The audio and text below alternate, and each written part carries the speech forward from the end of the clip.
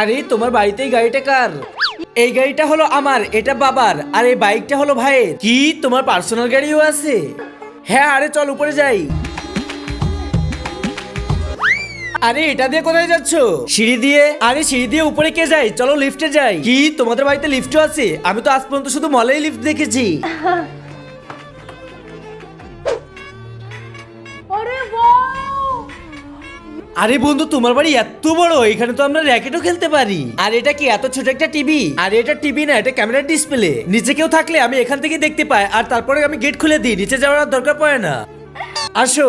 আরে বাহ, আমাকে তো গেট খোলার জন্য বারবার নিচে যেতে হয়। বাচ্চারা খাবার তৈরি হয়ে গেছে, খানা খেতে এসো। আরে তুই নিচে বসেছিস কেন? আরে নিচে বসেই তো আমরা খাই। আরে পাগল, এই যে ডাইনিং টেবিল, এখানে বসে খানা খেতে হয়। উঠে দিগাই। Dining table? আমাদের বাড়িতে তো মাটিতে মাদুর বিছিয়ে খাই, তাও আবার সেটা ছিঁড়া। তোমার রুমটা তো কত বড়, এখানে তো তোমাদের ফ্যামিলি আরামে ঘুমাতে পারে, তাই না? আরে না, এটা আমার পার্সোনাল রুম, এটা শুধু আমিই শুই। কি এত বড় রুমে তুমি শুধু একা ঘুমাও? হ্যাঁ। আরে বন্ধু, আমাদের বাড়িতে তো এর থেকে একটা ছোট রুম, আর সেখানে পুরো ফ্যামিলি ঘুমায়, আর যদি কোনো গেস্ট আসে সেও সেখানে ঘুমায়।